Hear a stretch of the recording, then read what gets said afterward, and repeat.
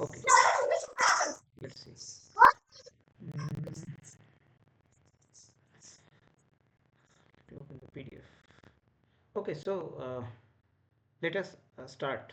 Okay, so we will be um, discussing some topics covered in the this week's lecture, as well as actually we will be covering some of the previous year's assignment problems, because that will give you an idea of what should be done, and also will revise some of the topics. So, and along with that, we will touch a bit of this week's assignment, so the basic concepts. Before that, I think one thing I need to just address. Probably Arjun has asked question about the feedback thing. So is it clear now, the feedback mechanism or the Yeah, yeah, yeah. so actually, I would just suggest to, if you are given some assignments, then the assignment should be self-contained. So it will explain what should be done there. So just follow their methods, and whatever we will be discussing here is the concept, basic concepts should be the same, but the notations might be different. For example, in the assignments, they took the plan feedback to be negative, considering that if your more energy Share is with me. included, then there should be a negative feedback in order to cool the planet. So the response is such that the planet cools down. That's why the negative sign is mentioned. Otherwise, the basic concepts are the same. So yeah, for SMS, just follow the convention that is mentioned in the Okay. assignment. Okay. Um, and okay, so let's start. You can see the screen, right? Yes. Okay, so we will be starting from the week 3. Let's see. In the last year, there was a few questions about the Lewis model in the week 3. So, in the Lewis model, they take into account the albedo, which is given here as R bar, and the absorptivity of the atmosphere A, and the emissivity of the atmosphere, that is given as epsilon. So that is uh, that is variable in different cases, and using adjusting these parameters, we get a realistic value of the surface temperature. That was Lewis concept in the model. Now here in the question, they told us that the albedo varies as r is equal to 0.5 minus some fraction times t minus 273. That means that, I mean, just think it practically. Why have they mentioned the albedo like that? So if you think of the temperature, if the temperature increases, so think of the context of art. So if the temperature increases, so what will happen to the ice? Will melt. So ice will melt, and if ice melts, will Albedo it will will fall. convert to, of course, the seawater. So I mean, which is in liquid form. So will the albedo increase or decrease if the ice melts? Decrease. Decrease. That's why. So if the temperature is far greater than 273, there is a negative factor in front of that. So the albedo will decrease. Similarly, if the temperature is less, then the albedo will increase. But they have also kept the bound of 0.1 and 0.5 for the albedo for the temperatures greater than 303 Kelvin and less than 273 Kelvin.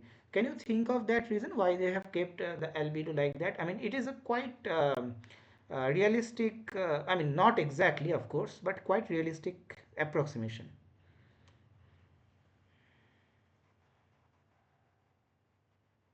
But T is equal to 273. I think it is ice, right? Yes, So so that is they have assumed the snowball Earth at that point of time.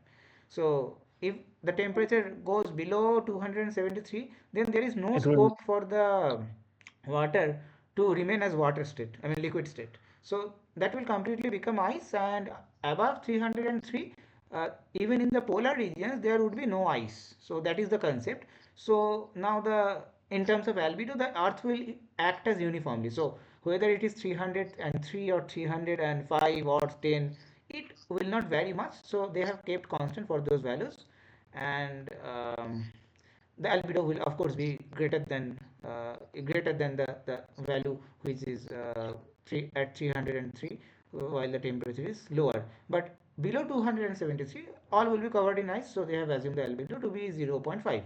Now, assuming that, they have asked us to find the equilibrium points for this system. Now, uh, of course, using computer softwares or graphs, we can put the left hand side and right hand side, and the uh, then Cognitive. find the solutions from that using numerical methods, which the right hand side should be varied as this function, and we can get the results. But you can get exactly two results immediately. One is for albedo 0.1, another is for albedo 0.5. So in order to get these two results, you just need to plug in the values of the albedo. One is 0.1, another is this one, um, 0.5 for completely ice covered earth, because albedo is constant, so that part actually becomes a constant at that value of the temperature, or this range of values of the temperature. Now exactly we need to find the temperature in which both sides are equated. So it is a very simple equation. Sigma Ts to the power 4 equals to, just plug in the value of 0.5 and 0.1.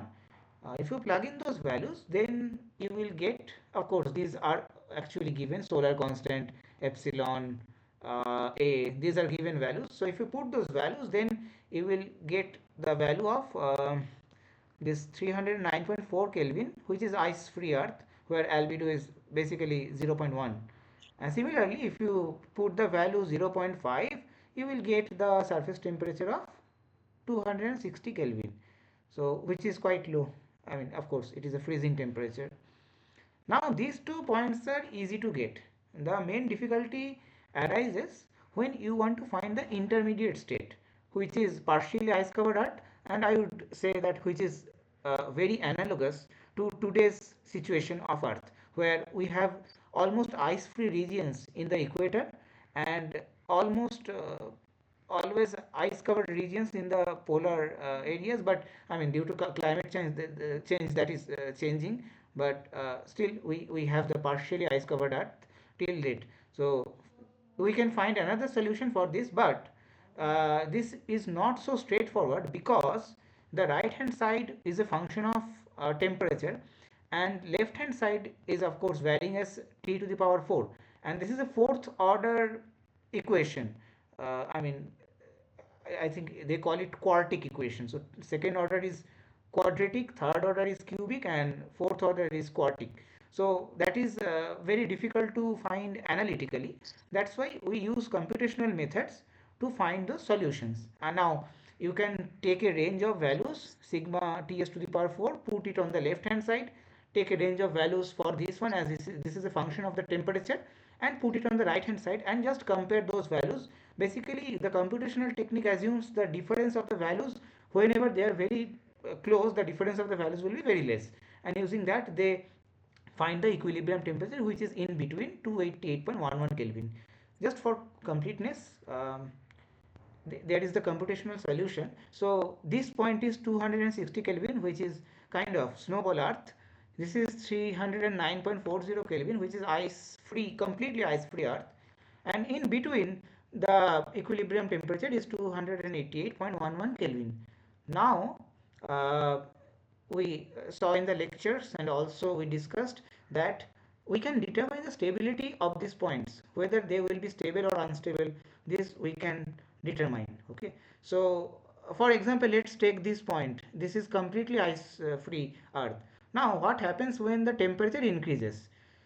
See, the incoming radiation due to the albedo, because the albedo is constant, that remains constant value, but the outgoing radiation, due to the Planck feedback basically, that I mean that will try to increase the outgoing radiation. And if the outgoing radiation is increased, basically more heat will be escaped from the earth, and the system will naturally come down to that point again.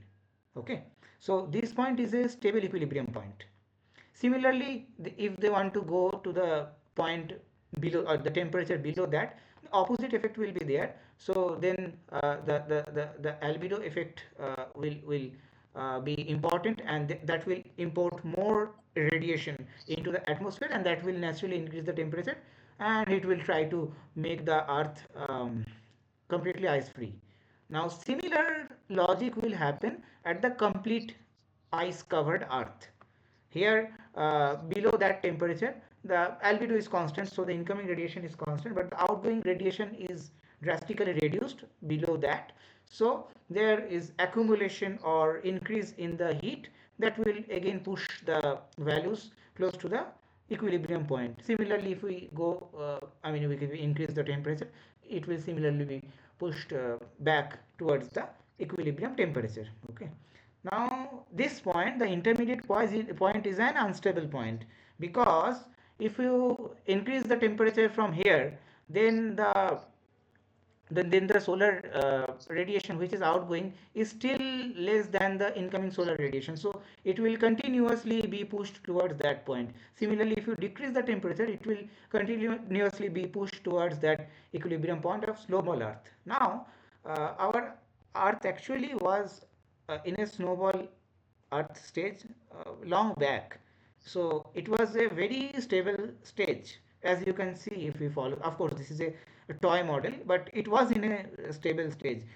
Then as per my knowledge, something happened that some big amount of carbon dioxide or something happened, which was a very strong perturbation to this equilibrium. That's why we are now close to this equilibrium point. Of course ice ages have happened, but that is again close to that equilibrium point. So this is a simple representation of how the stable and the unstable states can exist on earth. Of course there are complications with that. For example, what will happen beyond this point, we are not importing the details of it, but using this simple model these three states are found. So yeah, so that is the gist of the problem. I will ask for any doubts about that.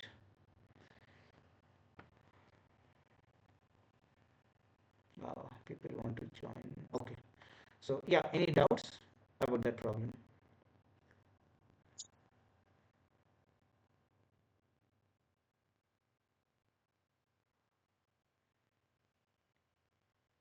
By the way, do you have access to the previous year's assignments, or I think you have, No, because it is, huh? no, we don't have access. You don't? I don't think so. Okay, To okay, the okay. I mean, it won't matter actually, because the questions are, different. Uh, okay, fine. Okay, anyways, I am giving the slides and the questions and answers are also there, so it should not be a problem. The only thing is I will not exactly cover all the problems, but the main problems, I will be focusing on the main problems. That is the thing. Okay, so any doubts about this particular equilibrium state?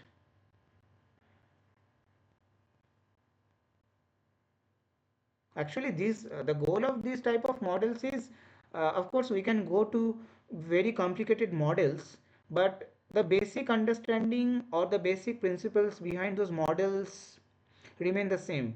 That's why we can start from an easy model and see whether we can apply our concepts, whether it is making sense or not, and from there we can go to more complicated stuffs, more complicated models.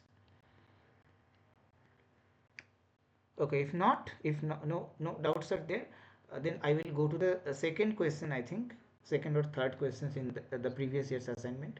So that was again based on Lewis model. Then yes, again the albedo is given 40%, solar absorptivity 20%, and the atmospheric emissivity is 1, so it is acting like a perfect black body. And the catch is here, the radius of the sun is given and the distance is given, as well as the surface temperature. So the only point is the solar constant in this problem is not given, explicitly not mentioned. In the other problems we always get the solar constant as 1367 or S0 by 4, something like that we are given. Here the main goal of the problem is to find the solar constant from the basic principle. Okay, now we will solve that. So that is the problem. Otherwise if you just put the values, everything we will get. So I will just ask you, uh, do you know about the inverse square law? That is, suppose you have put one light source here at this point, and you are measuring the intensity of that light source at some distance far from that. So do you know what is the relation between the intensity here and the intensity at the distance? by 4 pi r square. Right? That is a spherical wave, so as the distance goes by, it will decrease by 4 pi r square. Yeah, so Not 4 pi r square. Inversely, this related to r square. yes, this is the 1 by r square relation. Now, as you mentioned, it relates as 4 by r square.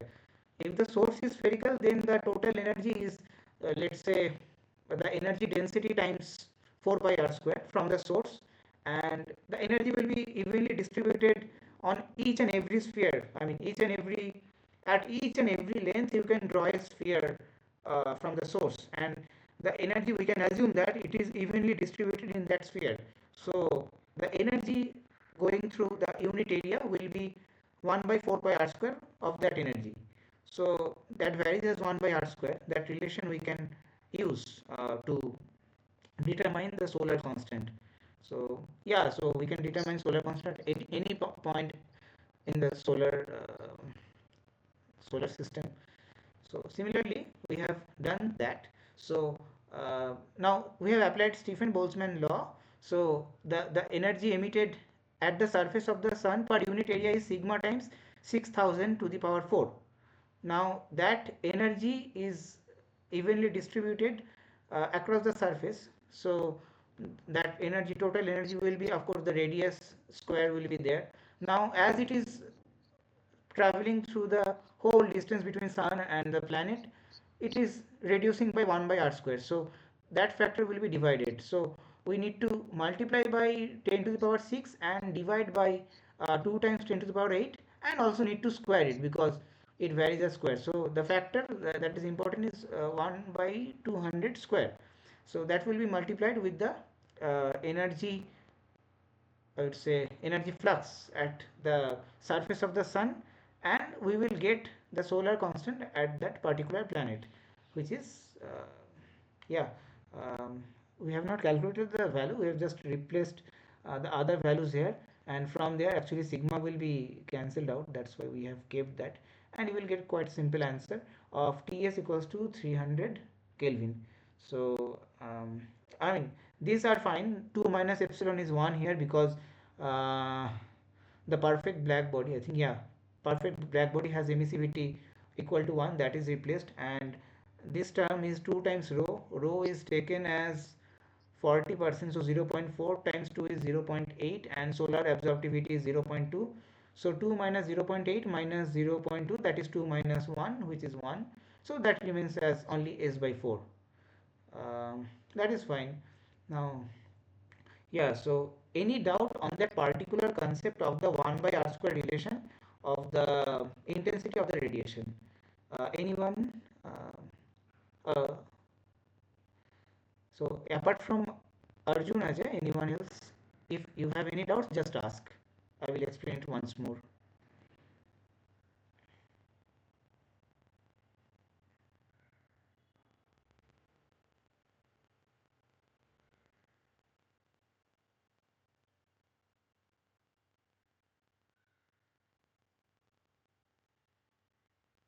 Okay, I have anyone? a doubt.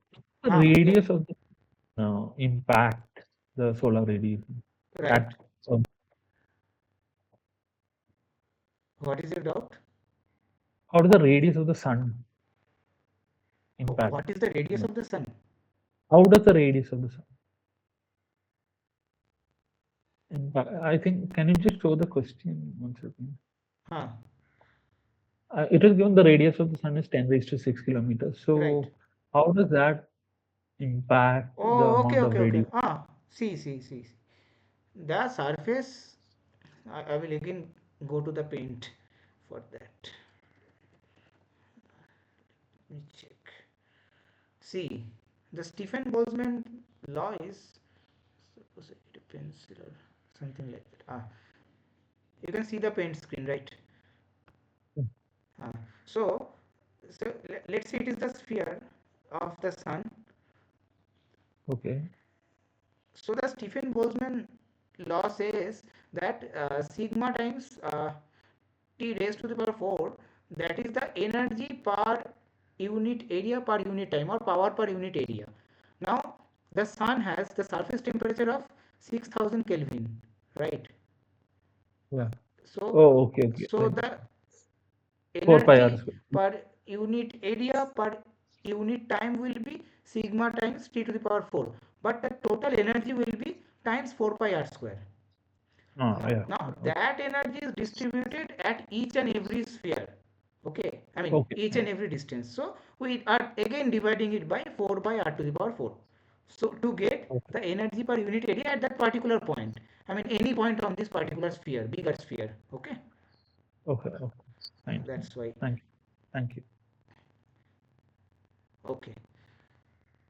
Yeah, so that's why I mean that is a good point, because let's say a star is very hot, but its radius is small, then it won't be able to emit as much energy as a big star.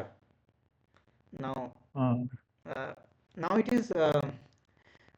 I think there is a astronomical uh, what is called. Uh, I think prediction that the sun will blow up in the next 4 or 5 billion years, and it will actually grab earth and be very close to Mars. So before that the temperature of earth will be actually increasing, it will not be decreasing. So from now on, due to the normal variation of the sun, the temperature will be increasing. Let's say 100 million years from now, the sun will be importing or basically exporting more energy to the earth, because it will slowly grow in size. And if it grows in size and maintains its surface temperature, it will be importing more energy on earth. That is the, so naturally after, let's say, 100 million years, earth will be uninhabitable due to sun only, not global warming but due to sun. I mean, but yeah, of course global warming is far more dangerous at that point, at this point. But anyways, just from astronomical point of view I am saying this. So now we will move to the next question, which again takes into account the reduced model. It is very similar question to the first one we solved, but the difference is that the albedo here varies as a tan hyperbolic function. Now, tan hyperbolic function, again, it is assuming higher albedo for lower temperature and lower albedo for higher temperature, because tan hyperbolic function is monotonously increasing function, and at high values it will basically reduce the albedo, and at low values where it will be close to -1 it will increase the albedo. Again, you can find the solution of this using the numerical methods. If you just put the left hand side, take some values, put the right hand side, take values as a function of temperature, you will of course get the equilibrium states where these functions, both LHS and RHS, are matching. But we can again apply some common sense, or basically easier methods to find the equilibrium temperature in this case. The Do you know about the tan hyperbolic function? What its nature is? What is the functional form? oh, I actually forgot. Okay, no. I mean, basically, I should also assume that I forgot. So let's open this. It is basically e to the power x uh, minus e to the power minus x divided by e to the power x plus e to the power minus x. So let's tan each function. Uh, Tan each function, hyperbolic function. Let's see. Tan. See. So you can see the functional form here, right? Tan hyperbolic x. Okay. So it is e to the power x minus e to the power minus x divided by e to the power x plus e to the power minus x. Now you just take x to be very large. Now if x is very large, then that this part is very small, because e to the power minus of some value, it is very close to 0. Yeah. So limit x tends to infinity, this value will be 1, because this part will also be 0. What remains is e to the power x by e to the power x, which is essentially 1. Similarly, if you take x to be very negative, I mean very low value, or basically very large negative value, then that part will be very small, but that part will be very large. So that part will be very large, because e to the power minus x becomes e to the power plus infinity or something, but it is associated with the minus sign. Again, in the denominator, the e to the power x will be close to 0, but that part will be very large, but it is associated with the plus sign. So if x tends to minus infinity, that will be minus 1. Okay. Yeah. And of course, I mean, you can see the graph. We will also look at the graph, no problem. But so we can use plus 1 value here for the temperature which is far more than 303, and we can use the value minus 1 for the value which is far less than 273. So importing these two values, we can find analytical I mean just solutions by hand. So in that case, we can just take 0.374 minus 0.074, which is 0.3 in this one. Another case, 0.374 plus 0.074, which is 0.448. So these two will give us the temperature value to be close to 287 and 268 Kelvin. Now again, for finding the partially ice covered earth, which is the unstable solution, we have to solve the equation using iteration method or any other method in computation. So that will give us, I mean, of course, this looks little bit clumsy, but for computers it is not a big deal, and they will calculate that.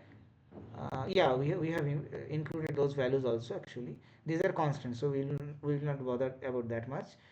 But the intermediate solution is Ts is almost equal to 280.49 Kelvin. Now if you see the graph, that is something like here. So this function goes to plus 1 at larger values of actually there was the Tg minus 280, so values greater than 280 will eventually reach plus 1, and values less than 280 will reach minus 1. Value at 280 will be equal to 1. So so the middle point of the tan hyperbolic function is 280, and in the tan hyperbolic space it is 1.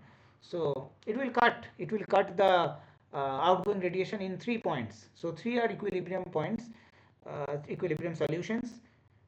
Again, if you apply the same logic here, you will find that this point is stable, because if we increase the temperature, then outgoing radiation will be higher, so the Planck feedback, which is the negative feedback, will bring down. Here it is just the opposite, it will bring up.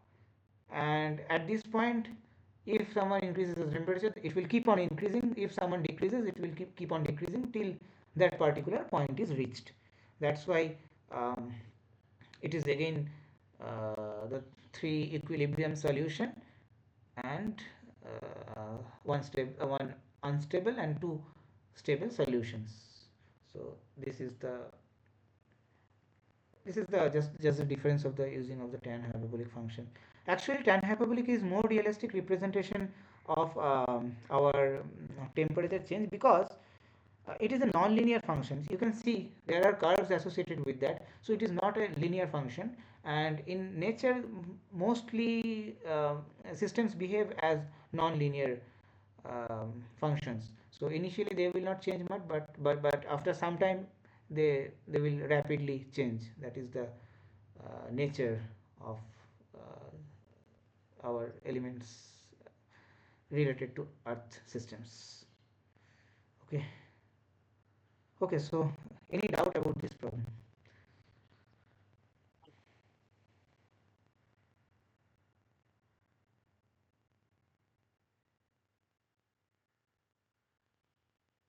I will just check whether it is recorded properly once. Okay, fine, it is recording. Fine.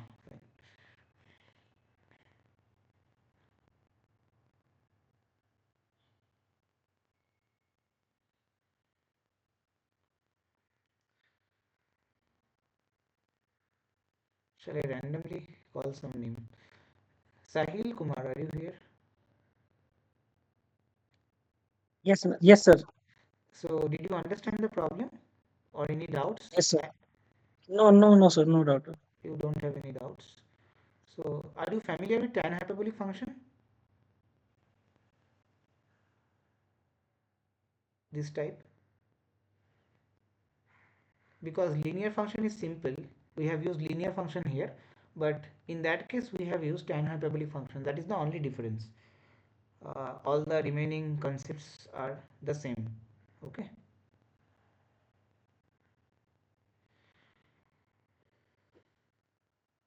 Okay, so I will move to the next problem.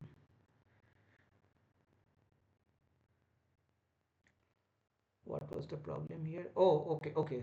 This problem takes into account the 108 watt per meter square due to that latent heat. So the evaporation and turbulent heat fluxes. Now, in this problem, they are trying to make the Lewis model more realistic, because in our atmosphere, the radiation and the convection, they happen together. So it is not only radiation. So if we consider only the radiation part, then everything is in thermal equilibrium, no exchange of heat. These things keep on happening. But you know, in nature there are convective systems. For example, storms, rainfall, snowfall, heat waves, whatever. So systems are related to convection, and they transport a lot of heat from ground to the upper troposphere. So that thing we are not taking into account, but that always happens. So if we take that into account, it is not a simply process due to radiation. So you cannot simply take sigma t to the power 4 and account for those things, because it is something which is driven by physical processes. Clouds are forming, so the evaporation is happening. So basically the heat is transferred from the ground or the ocean level to the upper troposphere level or middle troposphere level. That's why they are accounting a number which is 108 watts per meter square from evaporation and turbulence. That number is considered now, and they have also taken into account the fact that the long wave emissivity is different for downward and upward emissions. Okay, so for downward emission it is higher, for upward it is lower. Now there might be a cause that, say, our temperature profile of the atmosphere that decreases with respect to height. So if a cloud is sitting at the top level or at an upper level, then it will radiate less, because sigma Ta to the power 4, that will be less in number because temperature is itself less. And the cloud which is radiating from uh, top to bottom, because it is radiating from the bottom surface, it is situated at a lower level, it will again be sigma Ta to the power 4, but there the temperature is much higher because of the temperature profile of the atmosphere. Okay, so these two are temperatures are not the same. That's why the emissivity for upper and lower levels are taken to be different to make it more realistic. Albedo is just 0.3, that is fine. Absorption of solar radiation is 0.2, that is also fine. Now they have also in the last class, someone asked about the ground is whether the ground is a perfect black body or not. Here it is not a perfect black body, so the transmission ground transmission is it should be actually 0.1, not 0.9. So ground emission should be 0.9. So okay, anyways, so it is not a perfect black body but close to a black body, that is the emissivity is 0.9. Okay, now they have asked to determine the surface and atmospheric temperature. So what we will do, we will just see the balance at the top of the atmosphere and at the bottom of the atmosphere, which is at the surface. So for top of the atmosphere, whatever is entering is purely 0.7 times S by 4, because the albedo is 0.3. We don't care about anything else, just whatever is entering we are taking. That must go out somehow, because otherwise the temperature will keep on decreasing or increasing. Now the upward emission is 0.54 times sigma Ta to the power 4, that is going outward, And another emission is there from the surface, 0.9 times T surface to the power 4 times 0.1, that is basically leaking from the atmosphere, because the atmosphere is not a perfect black body. It is allowing the 0.1 emission to the to go to the space. These are just being equated. Okay. Now, if we see the balance at the surface is emitting radiation of 0.9 times sigma Ts to the power 4, and that is accompanied by 108 watts per meter square radiation. That is why is coming? It is due to the given amount of evaporation and turbulent heat flux. So that together is going upward. Okay, that together is going upward to a outward with respect to the surface. Now, what is coming inward? I mean, which is coming incident on the surface is 0.5 times S by 4, and radiation from the bottom of the cloud, which is 0.9 times sigma Ta to the power 4. So these two should be equated, because one is going outward, another is coming inward. Rest is the calculation, but did you understand these two equations? If you have not understood anything, just let us know.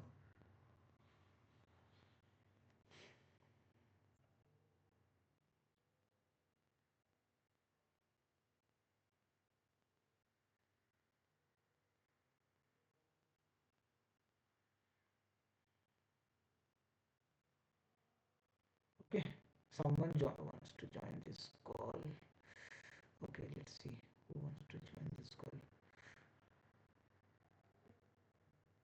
Where is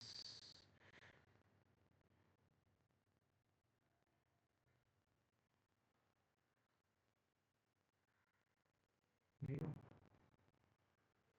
Why am I unable to enter him?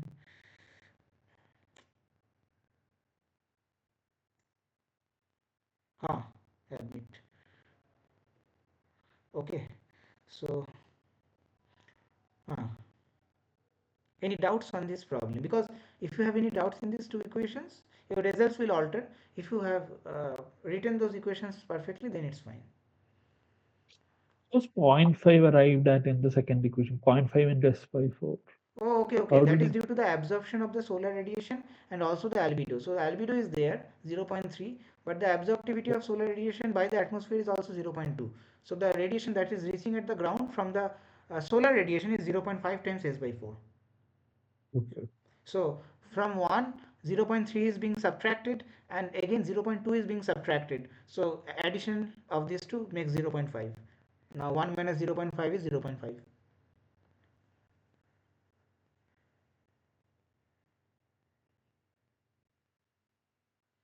So that makes the balance of these equations, and we can eliminate Ta in one case, another case Ts we can eliminate, and we can find Ts and Ta respectively, which will give us Ts is 296.53 Kelvin, and top of the atmosphere, that is 284.02 Kelvin. So these are the two values.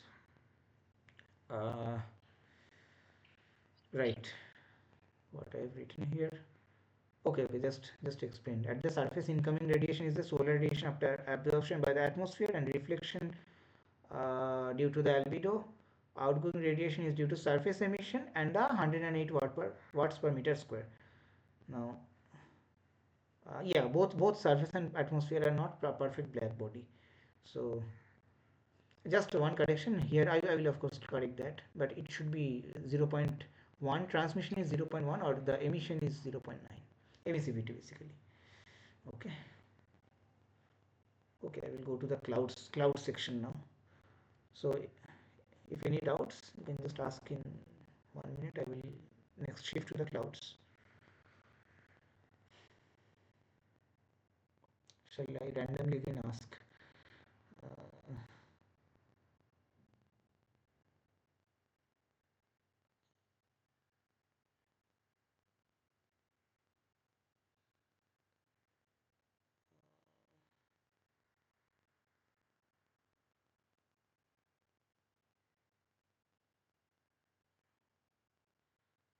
Anudavi, are you here?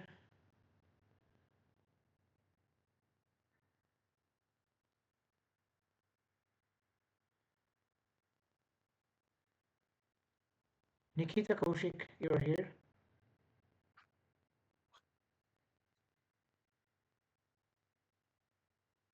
I asked Sahil last time, so he's there. And Kotiel, you're here. Seems they're not here. Okay, okay. I will just go to the cloud section.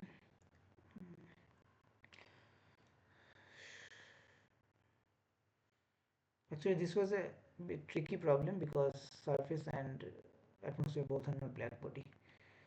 Now there are roles for the clouds. So that is the most complicated part of the feedback mechanism, as professor has mentioned several times in his lectures, and also we can understand why it is difficult. Models struggle to correctly capture the heating or cooling or the feedback effects due to clouds because it has a very complicated structure of controlling the feedback. While there are low level clouds like stratocumulus, cumulus clouds, or nimbostratus clouds also. There are high level clouds, cirrostratus, cirrocumulus, cirrus clouds, and of course mid level clouds are also there. Alto stratus, cumulus. But the cumulonimbus, that is a very deep convection cloud, very often, very often found in the tropics. Now, what are the effects of these clouds? There are two different effects.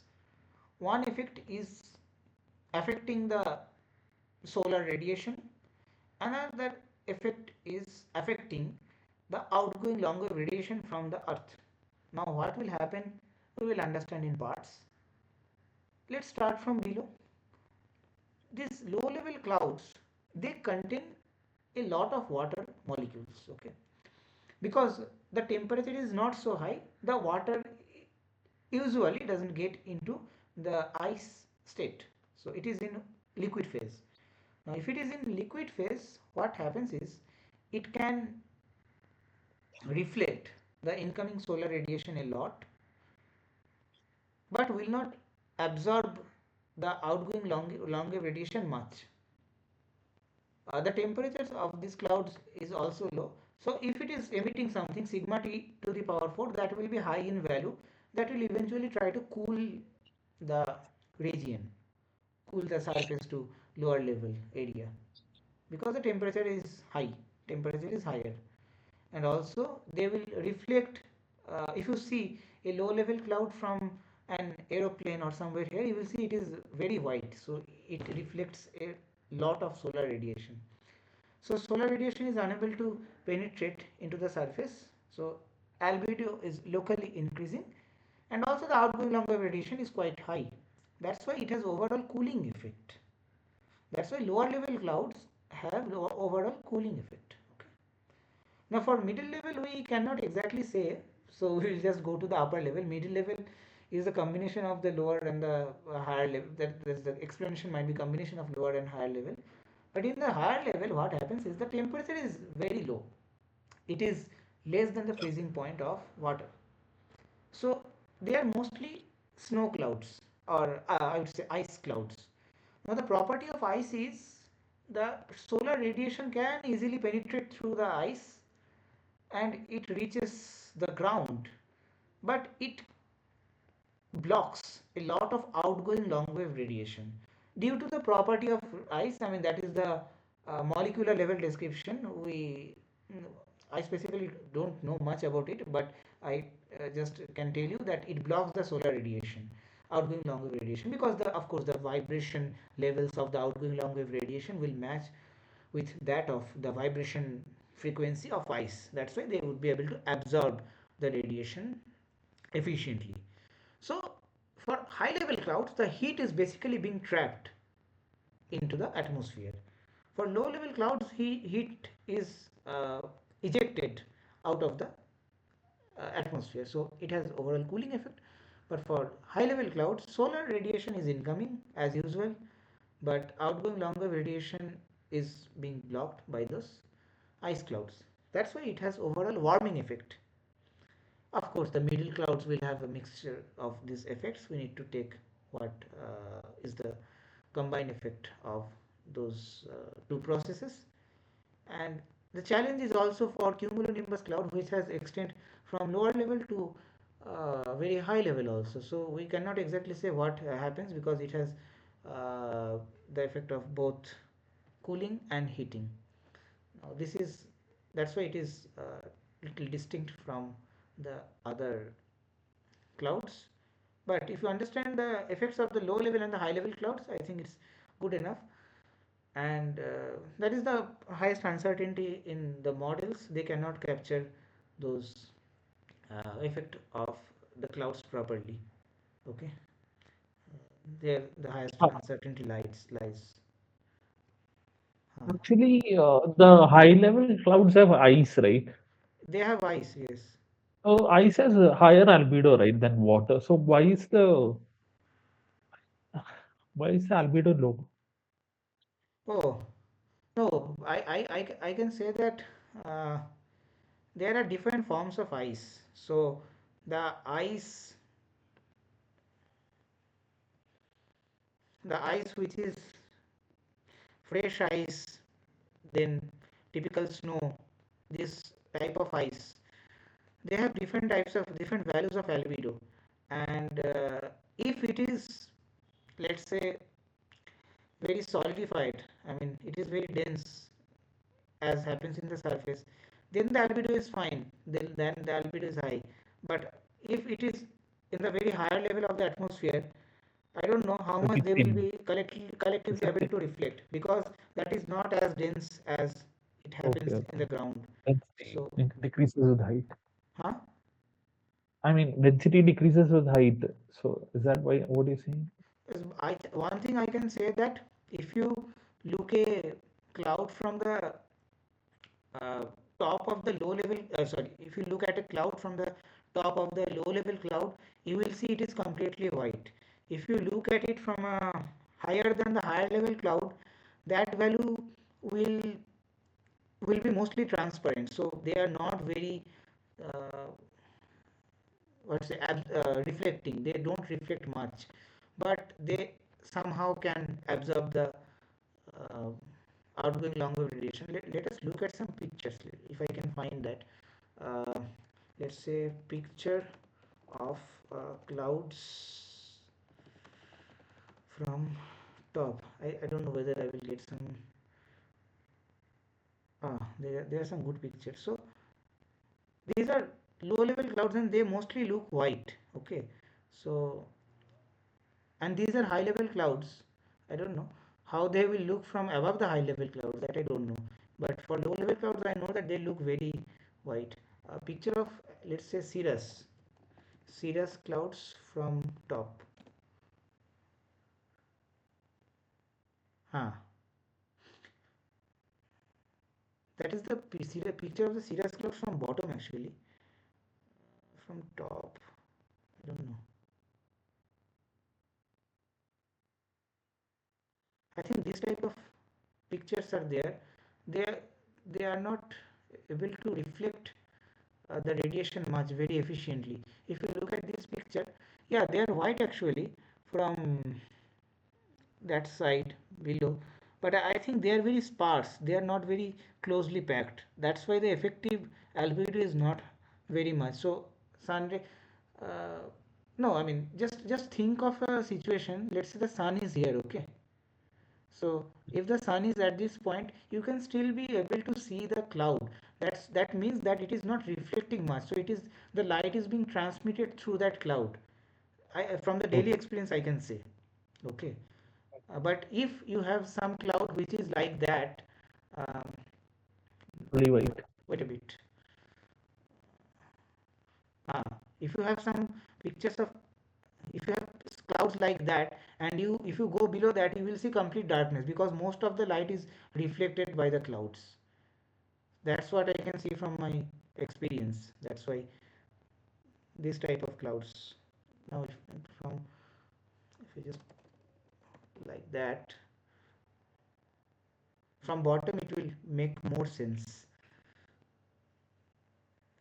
type of clouds, they are showing dark regions because they are reflecting much and the sun is unable to penetrate much. So there are shadows associated with the low level clouds. But if the high level clouds are there, which we call very less dense cloud or very light cloud, they will, you can see the sun from that point. So it is not reflecting much. That's what I understand it that way. Okay. Okay. But anyways, as they are in the top level, the outgoing long wave radiation will be lower, so it will have warming effect even if you don't count the effect of the sun.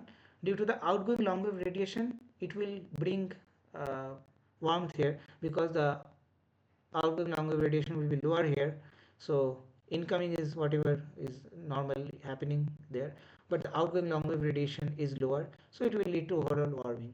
Here the outgoing long wave radiation is also higher, so it will overall bring uh, cold to that region, or it will decrease the amount of radiation or temperature in this region.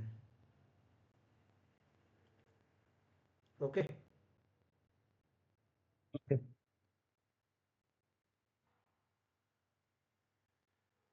Okay.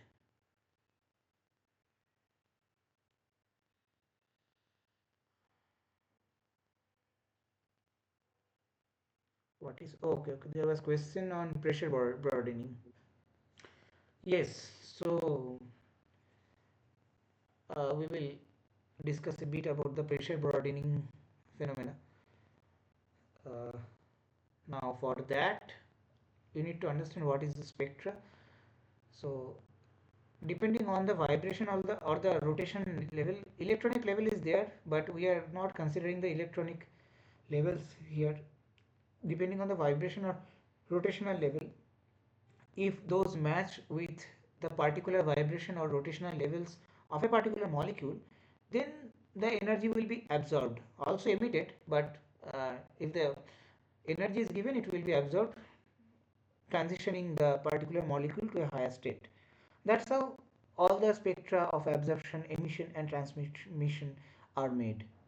Now, if the pressure is increased for um, any gas molecule, then the particular spectra, do I have, let's say that is some spectra.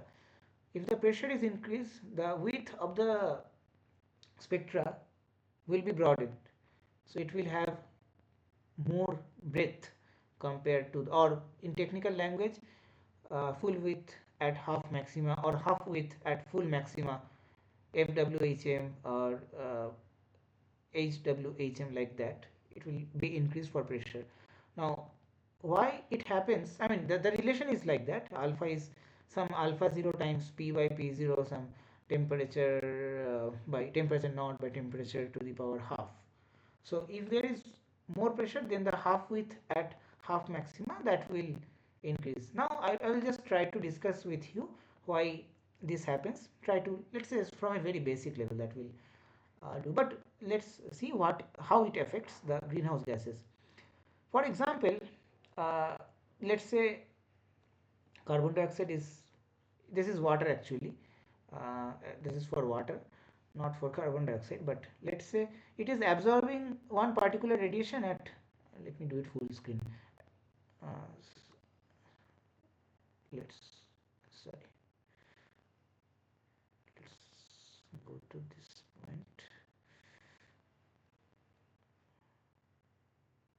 ah, Here it is absorbing a lot, so the transmittance is almost zero, but close by points have transmittance not equal to 0, even that is close to 1, so most of the radiation are transmitted. Now if the pressure broadening happens, then the width of this transmission area, or basically absorption area, will increase. That will lead to more absorption of this radiation in this particular area. If the pressure is increased due to some other reason, not due to more inclusion of this particular gas, due to some other reason, this spectra will be broadened, so that will absorb more, and if it absorbs more in our outgoing long wave radiation, then it will cause more greenhouse effect. For example, here the cases are shown for 1000 millibar, which is at left, and 2500 millibar, so we have increased the pressure by 2.5 times. You can see that the broadening, the same spectra ranging from 500 to 600 centimeter inverse, is broadened compared to the previous value. Okay, so this value, let's say this point has a, let's say this point has transmittance of 0.8. Now if we just follow that particular region, the transmittance has decreased to value 0.6 for that particular same region, and that is the effect of the broadening of the spectra. So it will absorb more and it will enhance the greenhouse effect in that context. So it especially affects the areas which are not saturated. If it is not saturated, it can increase the absorption by broadening of the spectra, because the areas which had less value of the absorbance will have higher value for the absorbance. Now in context of the weather of earth, the greenhouse gases are actually in small amount. Carbon dioxide is in 425 parts per million, methane might be 1 or 2 parts per million, and that nitrous oxide, that might be in parts per billion, 1 or 2 parts per billion amount, and other trace gases are also in that amount. But we have abundant oxygen, nitrogen, and a bit of argon in our atmosphere, so that will eventually increase the width of those absorption spectra. If they increase the width of those absorption spectra for carbon dioxide, for methane, for other greenhouse gases, that will increase the energy absorbed or the power absorbed, and eventually that will increase the temperature of the earth due to the greenhouse gas effect. So that is the main implication of the pressure broadening. That is the main effect of the pressure broadening. Okay. uh, just to get an idea of how it is happening, we have considered two gases, A and B. Now the radius are one, R subscript A and R subscript B for these two gases. Now what we will do is, we will see how much distance it can cover. Let's say they are solid spheres, so one cannot penetrate into the other. They will be having the minimum distance of 2 times Ra plus Rb. Now any point, if they are going at a particular, let's say the molecule B is going at a particular velocity, if the molecule A is going at a particular velocity, then let's say this joint molecule is covering some distance at some given time. So at this distance, if there are some molecules, that will have collision, of course, because if there are molecules in its path, then they will have collision with that molecule. Now if there are collisions, then the mean free path, that will be decreased. Also the time between two states, that will be decreased, because let's say nothing happens without collision. So if the collision is increased, then the energy transfer time, that will also be decreased, because collision means some transfer of energy like that. Now let's say the gas A is very high in number, gas A molecules is very high in number, gas B is less in number, but gas B is a greenhouse gas, something like that. Now Na and Nb are the number densities, that is the number of gas molecules per unit volume for the gas. Now the cylinder will have the radius of pi times Ra plus Rb whole square. This we are considering this cylinder. So we are multiplying that, how many now molecules of type A will be present in that cylinder in unit time, because the Vb is the velocity of the molecule B. So that's what we are considering.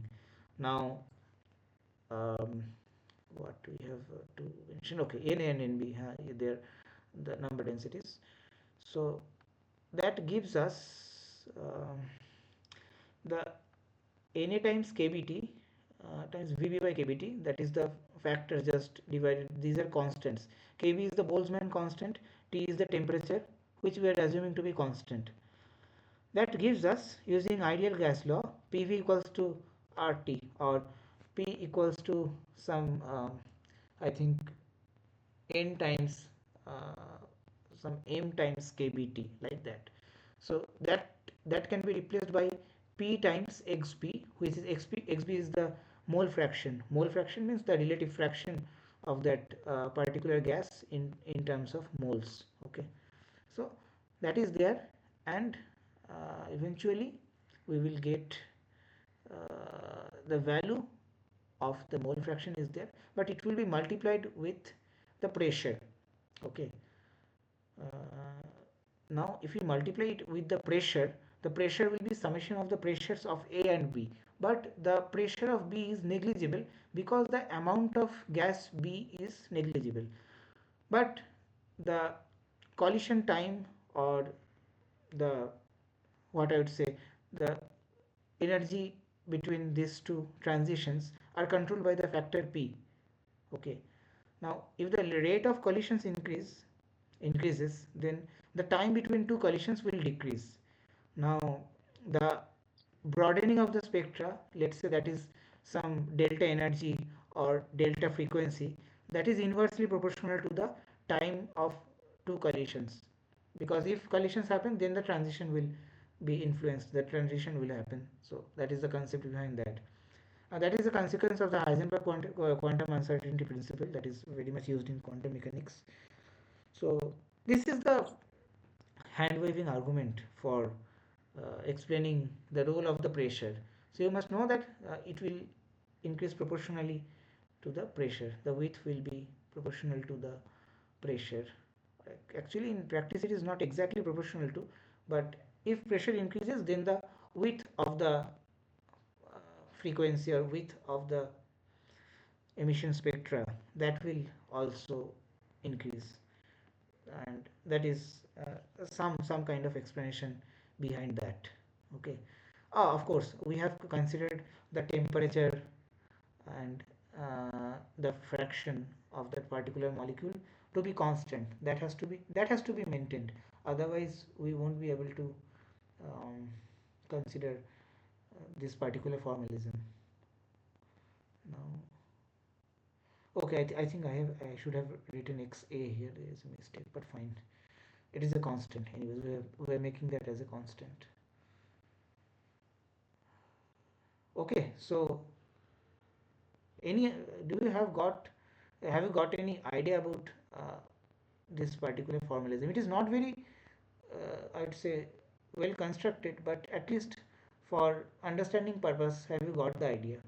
If pressure increases, then the collisions will happen more frequently. If the collisions will happen more frequently, then the lifetime between two collisions, or the lifetime between the transitions, that will decrease. If the lifetime between the transitions decrease, then um the energy or the frequency width, that will increase.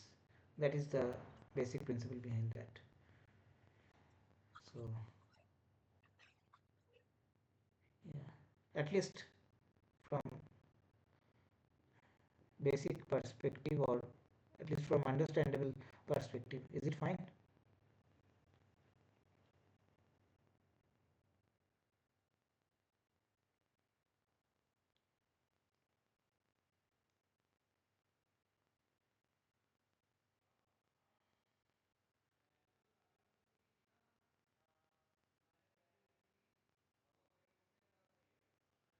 Okay, so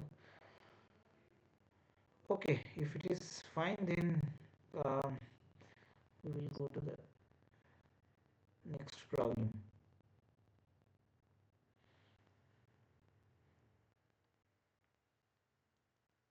Okay, then I will just show this once more, that the pressure broadening effect. So here you can see the spectra is broader compared to the spectra here, because the effect of pressure is there, and due to the pressure uh, the energy band has increased, and as well as the frequency band has increased, so it is absorbing the energy at a higher span of the spectra. That's why it can see the broadening of the spectra here. The left graph is, both are for water molecule H2O, and the temperature is 300 Kelvin, that is liquid water, of course. Now the left spectra shows narrower type of the spectra, and the right spectra shows wider uh, regions of absorption. It is transmittance here, so this region has no transmittance, this region has very high transmittance, like that. And here you can see they are reaching values constantly above 0.8, but here the highest value is at 0.8. So surely the broadening of the spectra has happened, and it is absorbing a lot more region compared to the left one, because the pressure is uh, multiplied with 2.5, so it is increased by 2.5 times. So I would suggest you to explore this link, or explore this website spectralcalc.com.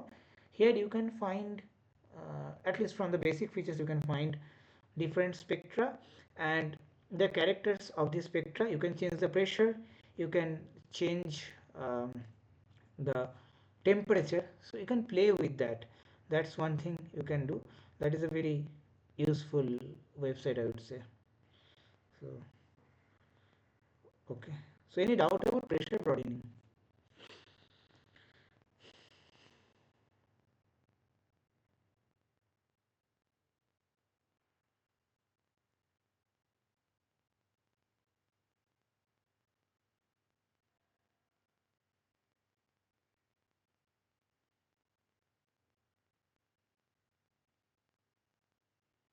No doubts. The implication of that is, if we increase the gases in the atmosphere, even though it is not a greenhouse gas, it can contribute to the existing greenhouse gases. That is the implication of that. So though nitrogen, oxygen, they have no spectral absorption in that particular region where Earth has its long wave emission, it can indirectly affect those greenhouse gas absorption spectra and help them to absorb more compared to the case where they are not present. Okay, so I will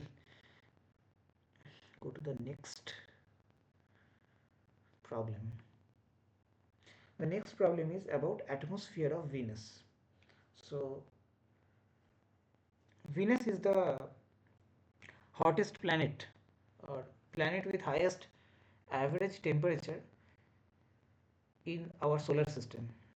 Now if we just consider the distance from the sun, then Mercury could, or would be, the highest the planet with the highest solar constant, or receiving the highest amount of energy per unit area.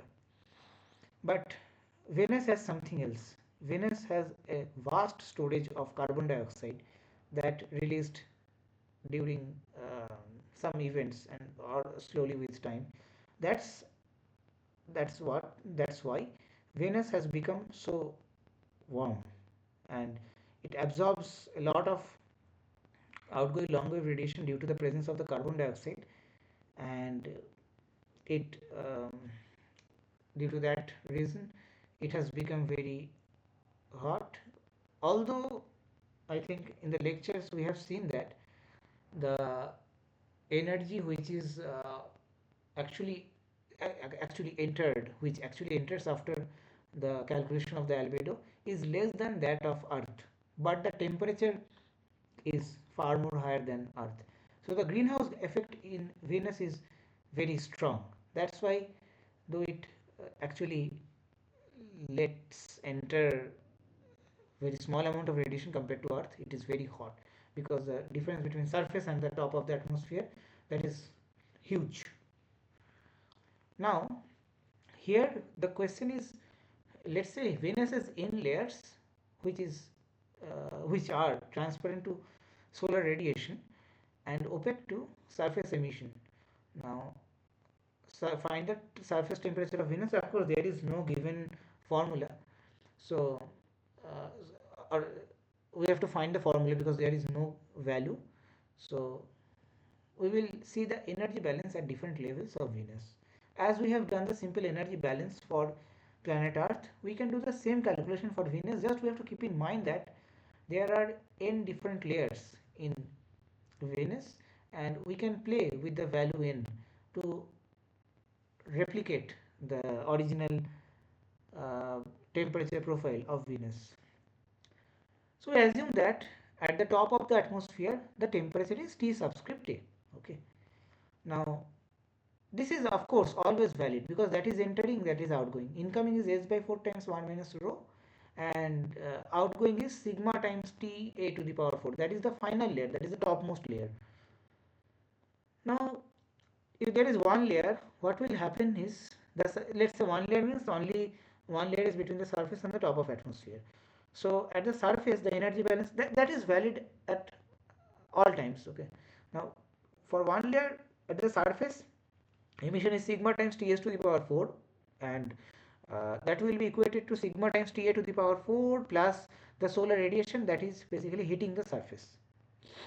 Now if you just replace the value, you will see that sigma times Ta to the power 4 is nothing but S by 4 times 1 minus rho.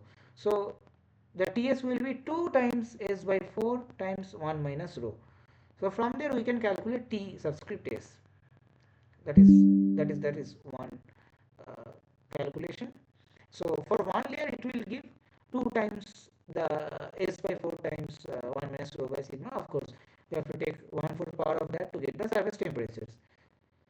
Now let's say there are two layers. What will happen is the layer above the surface will satisfy the emission which is going outward is sigma times Ta to the power 4. Let's say this layer, consider this layer. So the emission is sigma times T1 to the power 4 upward. Okay. Now the amount which is received by the particular layer is S by 4 times 1 minus rho and sigma times Ta to the power 4 due to the top of the atmosphere layer. Okay. Now in that case, if we continue the calculation, this will give T1 to the power 4 is 2 times S times 1 minus rho by 4 sigma, and Ts will be 3 times S times 1 minus rho by 4 sigma. So if there are, let's say 3 layers, then it will be 4 layers, it will be 5, like that it will continue. So you should get the balance for each and every layer. At the top of the atmosphere the balance will continue. At the surface of the atmosphere the terms will keep on increasing. So it will increase as 3, 4, 5, 6, like that. How many layers are there, it will just add one extra value to that, so one digit to that. So if there is n, it will add n plus 1.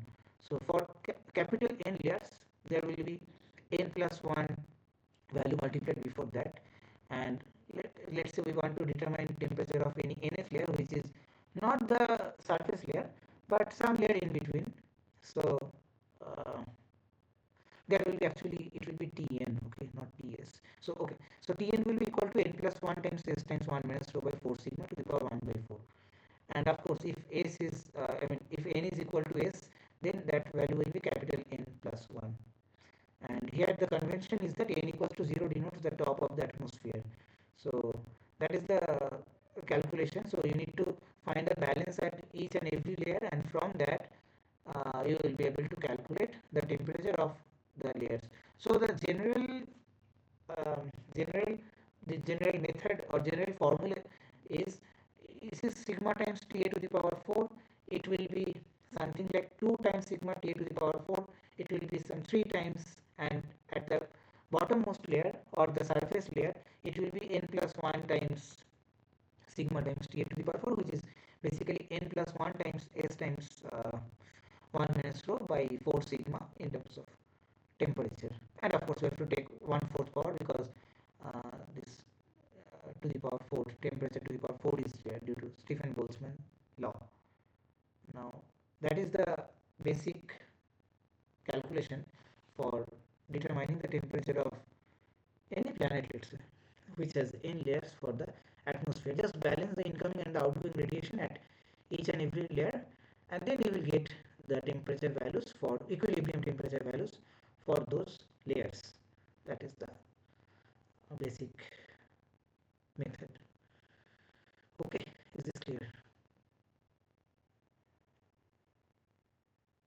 Yes. You're saying something? No, I said yes. Okay, I just said yes. okay, fine. Let me check. There are only 4. Will thickness of each layer matter? Is it R by N? If there is an N layer, then it will be R by N, right? Radius of Earth by radius of Venus by the thickness of each. No, I mean it is not radius of Venus, but the height of the atmosphere. If you want to think like that, it is Yeah. rather height of the atmosphere divided by n. Yeah. For example, for Earth, if you assume that the atmosphere is from, let's say, 20 kilometers, then 20 kilometers by n. Yeah. But for Earth, it is very uh, difficult to say, because here not only radiative process is there, but also convective process is there, turbulence is there, these terms are there. So this looks good. There is a very simple theoretical model, but in practical it will not work for Earth. For Venus, I think I have read somewhere that the temperature actually decreases. If you go upward with height.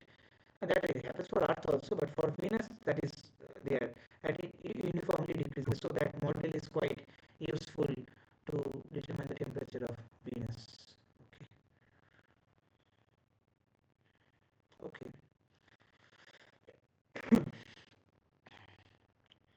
So let me just ask, because we don't have a lot of slides left. So I can see Nikita Kaushik. Nikita Kaushik is there. Are you there?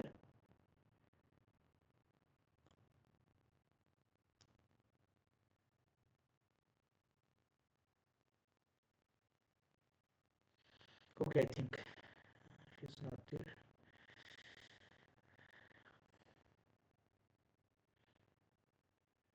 Okay. Okay. That was the picture for determining the temperature. It is not very well uh, drawn. Just to understand the concept, I just tried to draw it. Next temperature is okay. Equilibrium temperature. In the assignment there is the question of equilibrium temperature. So in the simple global energy balance model, they have assumed the equation. Now 4 pi r square times h is the height of the atmosphere, and 4 pi r square, r is of course the radius of Earth, times rho is the density, and c is the specific heat, times that is basically the um, heat capacity. If you multiply these two, this three, this is basically the heat capacity, and along with that the relative change, or the rate of change of temperature is there. If they are multiplied, they will give you the rate of change of heat. So that will be equated to the incoming minus outgoing. So incoming is 4 pi r squared times 1 minus alpha times s0. Outgoing is of course 4. Sorry, incoming is pi r square, outgoing is 4 pi r square, because s0 by 4, that factor we can see that was there, because Earth only receives, or any spherical planet receives just one side. That also not even in all the places. Some places they are perpendicular, some places they are tangential.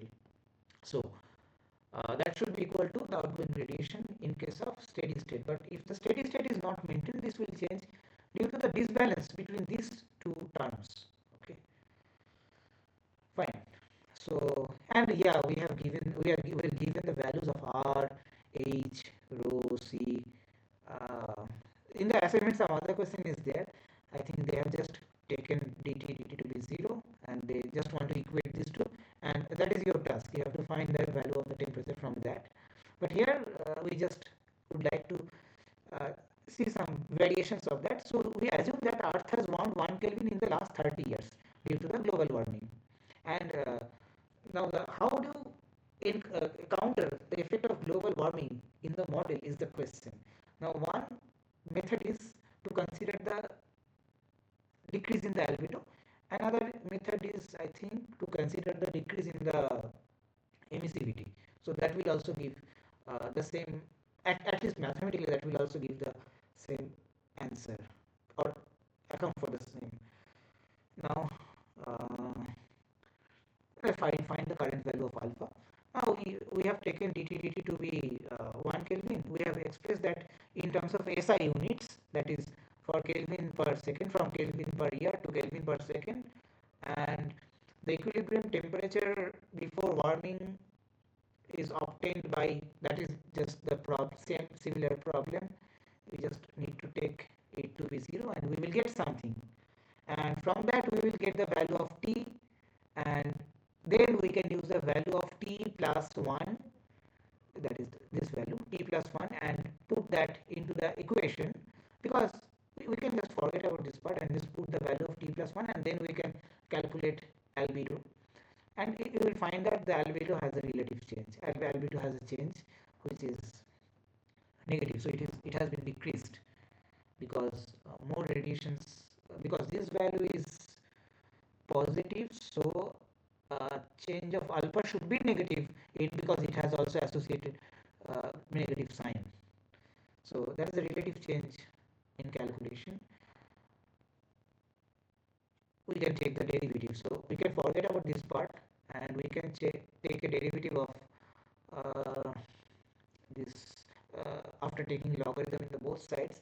So all other terms are constant, so we will just get the change in alpha here and change in temperature here. So alpha is related by minus 4 times 1 minus alpha times delta T by T. So we had done similar calculation beforehand.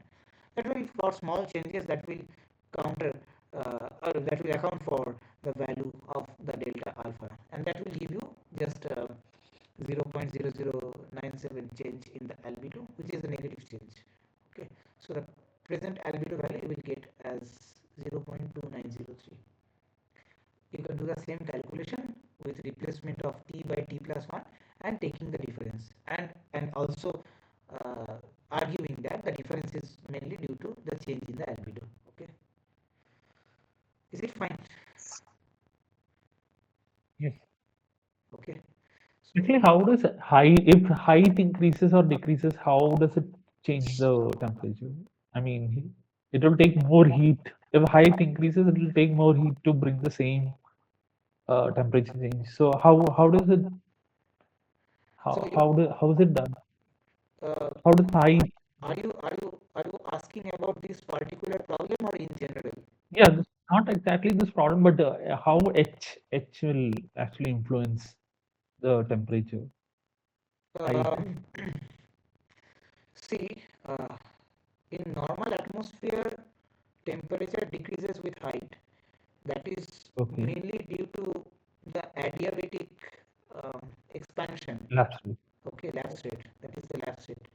Moisture is there, that affects a bit, but we can sometimes neglect that. So mainly due to adiabatic expansion, the height affects the temperature.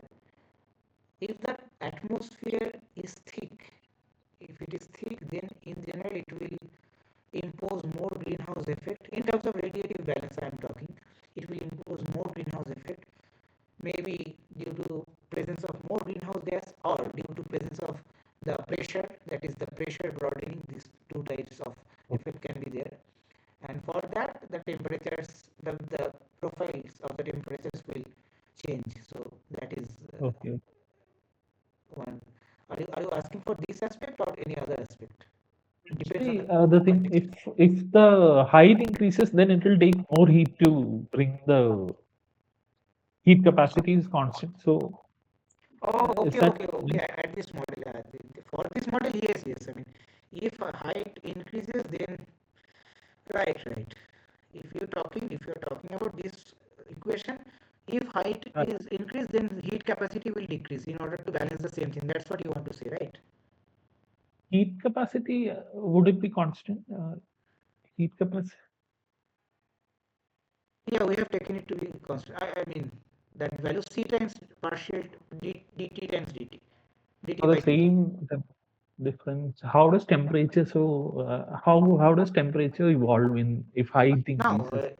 if you take a larger height or more, I mean, higher value of the height, then let's say there is some imbalance in the temperature. Then, Okay. if there is some imbalance in the temperature, if height is larger, then apart from height that is constant, rho is constant, let's say, then c times dt by dt, that will be less because the product of these terms should be the same, right? Constant, yeah. So, but I mean, I will not suggest to think in that way because it is just a very With simple case. albedo Ah, and albedo. it is a very simple description just to I mean, improve your concept of those things. I mean, it is not the real thing. In reality, first of all, we cannot approximate the atmosphere with a single layer. That is not possible. Yeah, And okay. we cannot also assume C is constant in the atmosphere because I mean C Very might be high in the convex. lower atmosphere, but it will decrease at the upper atmosphere. Okay, okay. So of course, I mean for model problem, for basic concept, this is fine. But if you want to know what is happening in reality, there will be complications to that. And adiabatic lapse rate, radiative convection, equilibrium problem, these things will come into picture. Turbulence, evaporation, precipitation, these things. Okay, okay.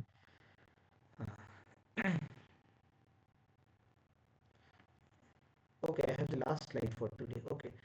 Uh, I think another question was the assume that Earth is a black body, clear sky albedo was given, and cloud cover was given.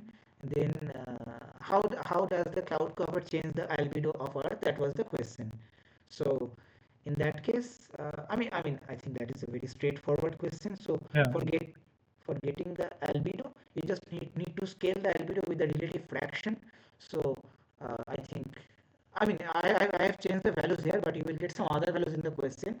So you have to follow that. So yeah, I just summed up with the relative fraction. For example, alpha clear is 0.2 and the fraction is 0.5. So I have multiplied 0.5 with 0.2. Again, the alpha for the cloudy sky is 0.5 and the fraction is 0.5. The total it gives 0.35. Now yeah, and then epsilon is taken 1, right? Epsilon is taken 1, so I have just multiplied with 1 minus alpha and equated that to sigma d to the power 4. Is it so? Okay, right. So yeah, actually we have used that equation only. So that equation exactly we have used, and from that we have got the value of temperature to be 250.18 Kelvin. That is the value. And now another problem was there. Then there they have increased the albedo by some small amount, and of course if the albedo is increased, then the temperature will further decrease. So I think albedo, no, they have increased the cloud fraction actually in the problem. So from 0.5 to 0.6 or something they have done. So you have to calculate the new value of the albedo from that, and then again need to put that into the equation, and from there physically in this equation, of course this part will be 0 in there in the assignment problem. So from that you can calculate um, the temperature of the surface for different albedo. It's just an interplay between the albedo and the temperature, nothing else. So I think yeah, that concludes the discussion of the problems, but I'm open to any question, any doubt, anything. There was another problem that regarding absorption spectrum in the assignment. What was that? No, regarding absorption spectrum. In the uh, assignment, there was a question. uh, So it was Can you mention? I cannot directly answer, but I will try to explain. So by saturation, what do you mean by saturation of Saturation is absorption? the values Absorption. 1. Saturation means I will show you one spectrum. So, oh, but that actually gives the direct answer anyways. Uh, See, saturation means your transmission is zero. Transmission Okay, transmittance okay, is zero. That point is called saturation. okay, okay, okay, okay. So the concept of saturation is if something is added at that particular point, let's say this point, then it cannot contribute more because it is already absorbing whatever is there. Okay, okay, okay. So at saturation point, if you add something, then it cannot contribute more. That is the main concept behind that. So there are few Okay, saturation points: 1, 2, 3, 4, 5, 6. These points are saturation points. So okay, some okay. debate that actually the problem arises in the context that some argue that due to carbon dioxide, many of the spectral values get saturated. So there is no effect of the carbon dioxide. I mean, it is already absorbing whatever is given. So it cannot absorb any more. I mean, if Okay. 100% is absorbed, then it cannot go to 105%, right? Yeah, that's true. So That's true. that is Yes. some people argue like that, but that is not true. Why it is not true? You have to figure out and still how the carbon dioxide or other gases affect the absorption, affect the greenhouse effect. That you have to basically Okay. indicate in the assignment or in the problem. So yeah. Any other doubt? You are the only person here. No, no. Everything is clear.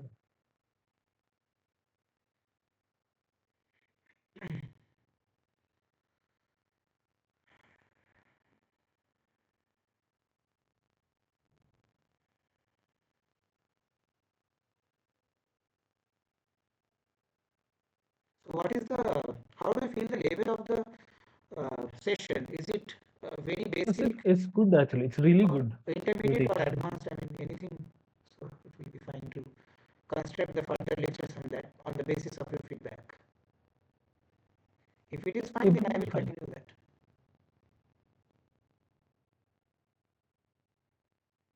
Can I ask a question that is out of this context? I mean, regarding climate. Yes, you can ask. I don't know whether I will be able to answer, but you can of course ask. This was something that I asked before, but regarding moisture content conservation, is there any book we can refer to get the equation, like regarding Oh, the moisture moisture? conservation equation, right? Uh, I think you can. Uh, Halton, I don't know, an introduction to dynamic meteorology by Halton. It might deal with the. Let me search and I can also paste it in the uh, dynamic meteorology Halton. Let's see whether I can find it. So the book you have to somehow collect. I'm just trying to open that. So that should have the master equation, and mainly the site cannot be reached. Oh, the book is downloaded. Wow. Okay, so I will just copy and paste the name in the chat. I don't know. Here I can, if I get the name, I will just copy paste that. Uh, James R. Halton.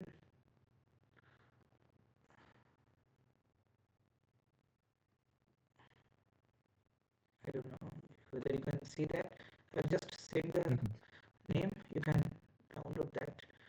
Or Okay. let me just go through the book. If there is something mentioned regarding the concept of moisture,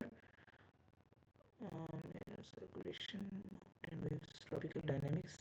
See, I mean, there is some condensational heating, so I think there will be moisture associated with that problem Okay. because that Thank you. heat. Thank you. Or you can take any type of meteorological books. I think Wallis, the book by Wallis is also there. Wallis, Wallis geophysical fluid. Let's start. Um, I don't know whether that will also that one. Can I get the name somewhere? Uh, where is the name?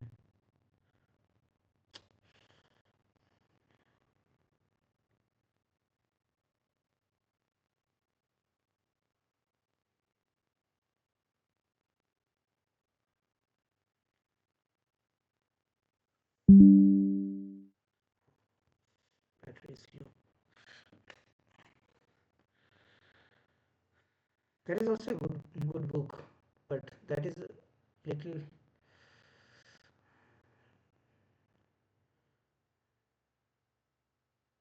Yes, just I will. That's fine. Cushman Rising also is there. Cush, Cushman Rising. Cushman Rising. Then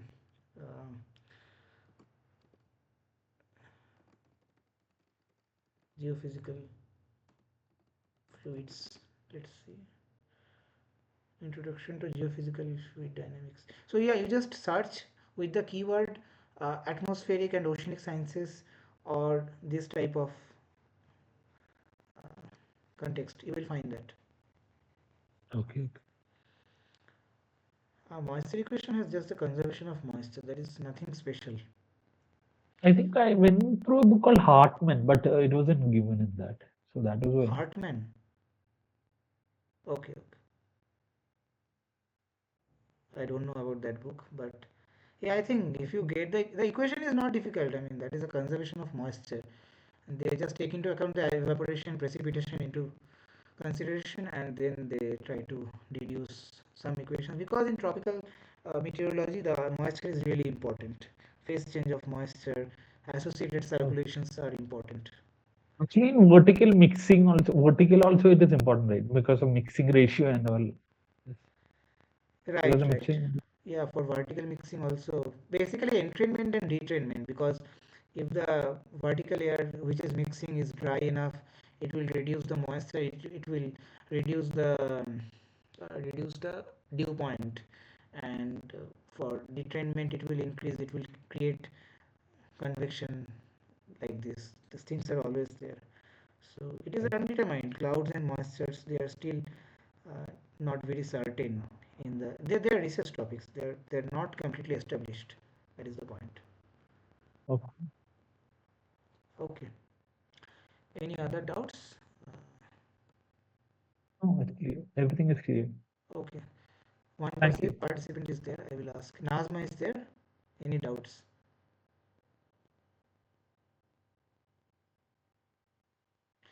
Okay,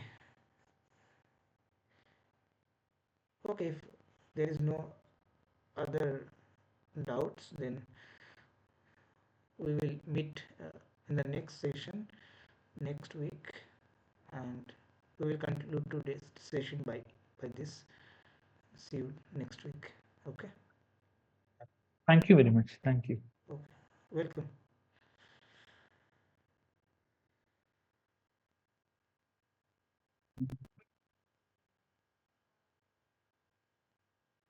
Okay, I am concluding this session. I am leaving the call.